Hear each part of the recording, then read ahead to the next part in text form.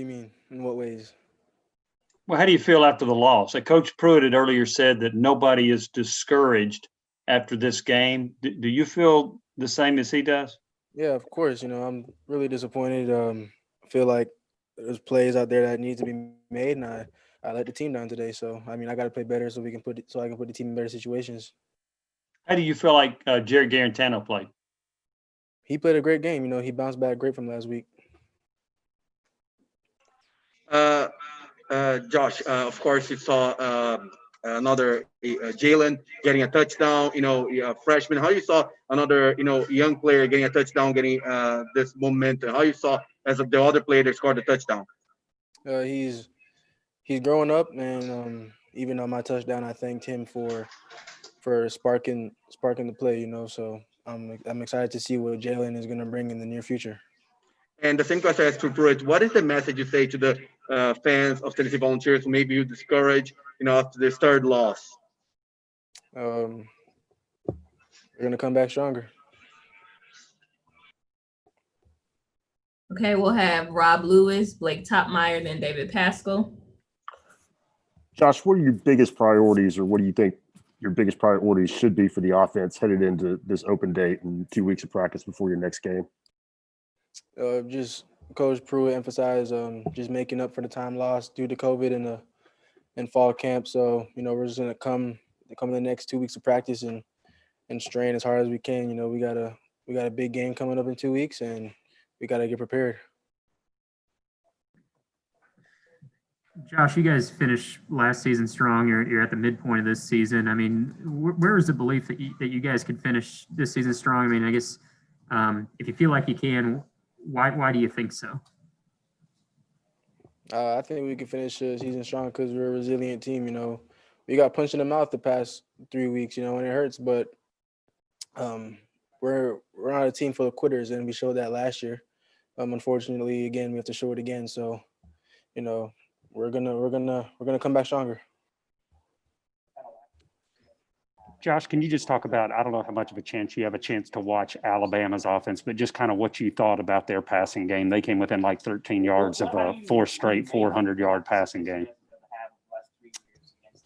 They were just able to connect. You got great receivers and you got a great quarterback, and they play a good game.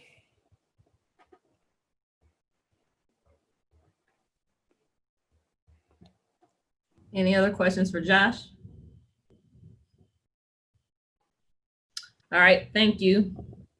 We'll have another player coming soon.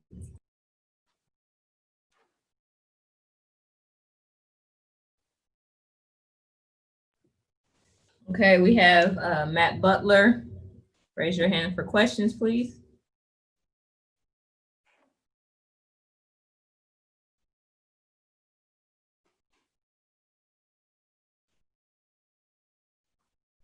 All right, we'll start with Jimmy Himes, then David Pascal, then Rob Lewis. Matt, how do you think you guys will bounce back from this? Obviously, got an open date, and then you got Arkansas. How do you feel like you guys will bounce back from this? An open date is always good, especially when you're in SEC ball. And in the case of this year, we have nothing but SEC ball because you're able to get good recovery and some rest, and then turn around and work on the fundamentals, and then develop vastly as a football program and as individuals playing the game of football. So bye weeks are always a good thing in that respect. And then, we intend on winning the rest of these games, and we're going to do everything to do that, whether we would have had a bye week or not. So, do you think you're closing the gap with Alabama? In some ways, yes. In other ways, no. It really doesn't matter who we're facing or who the quote unquote standard is. We're just trying to play excellent football day in and day out, week in and week out. Not really like comparing ourselves to anybody on a day by day basis. I mean, if you do that, you'd be living a pretty miserable life. So we're just going to keep on excelling and controlling what we can control the best that we can. Matthew, you knew Alabama was good at just about everything offensively. What kind of impressed you the most today after facing them? Nothing particularly. We everything that allowed us to lose the football game in some way, shape, or form was self-inflicted. So we have to be better. When Mac Jones, I guess he completed like his first 11 passes. Could you sense that out there? I mean, did it seem like every time he dropped back, he was connecting with somebody? Pay attention to like if a player is hot or not. You know, if he's hot, we just have to stop him. If we would have stopped him those 11 plays, we have to continue to stop him. So, I mean, that doesn't really phase a player while they're playing the game. Okay, we'll go to Vince Ferreira and then Blake Topmeyer. Matthew, what changed this week with Coach Pruitt coaching that D-line group?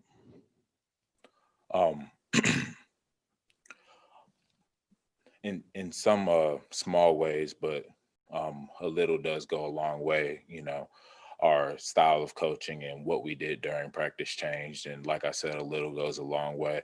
Sometimes it doesn't happen like that, but we're going to continue to do what we've been doing, do it better until nobody can stop us, not only as a defensive line, but as a football team.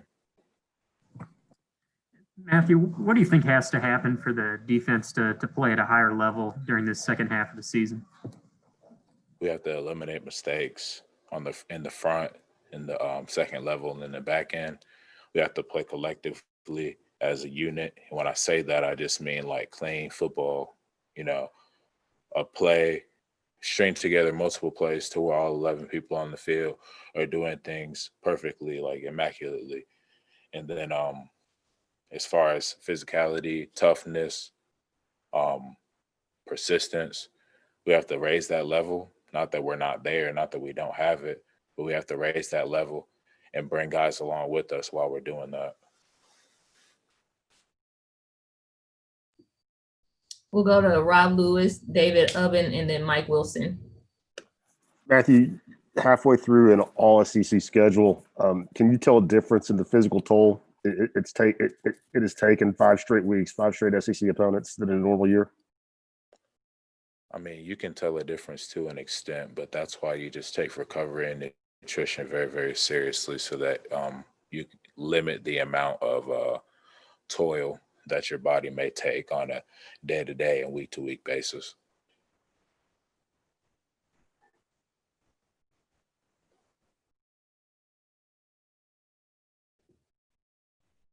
David? Yeah, Matt, when did you guys find out that they were making a change at the defensive line, and what was your group's reaction to that? I believe, if I'm not mistaken, that we were told Sunday during our team and unit meetings. And when it comes to the business that is college football, there's not a whole heck of a lot that you can react to. Things happen on a day-to-day basis, and especially this year, you know, you have a pandemic going on and all kinds of things can happen at any time. So, you know, you control what you can control. You put your head down and you work smart, you work hard, especially on the defensive line. You just go, you know. Matthew, you said that, you know, there are some ways that you feel like Tennessee is closing the gap on Alabama and other ways you're not. What are the ways that you feel like you are, and what are the ways you feel like you're not? I mean, the way I see it, I mean, Alabama has a culture, a winning culture, and we have a winning history. So we need to make this winning culture and winning history, you know, coincide and, you know, execution to win those football games. I mean, when I say that there's some ways that we're there and some ways that we're not, I mean, I said that pretty vaguely. So I can talk about things that I might not know all about on the offensive side of the ball. I can talk about the defensive line. I can talk about the defense, and that I would be going to a great extent to explain all of that. So just to put it simply, execution and winning culture.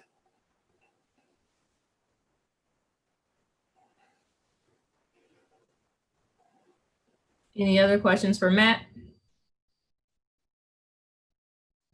Wes?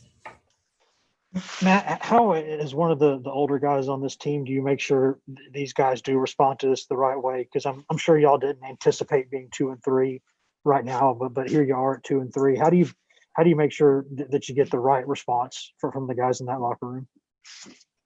You know, when it comes to leadership, like it's not all about getting in front of a lot of people and saying a lot of galvanizing things. Sometimes you just got to know the guys who you're standing next to. Talk to them individually, know what galvanizes them, know what gets them going, speak to them. And then there's some guys you got to get in their face. There's some guys you got to talk to them privately. And there's some guys that, you know, they hear that galvanizing message, or maybe they just see me doing what's right and they follow suit. And I also expect that any one of my teammates, if they ever saw me doing anything that was out of line when it comes to the game of football, correct me. And you know, that mindset collectively, consistently can make us take leaps and bounds when it comes to responding to this unfortunate set of circumstances.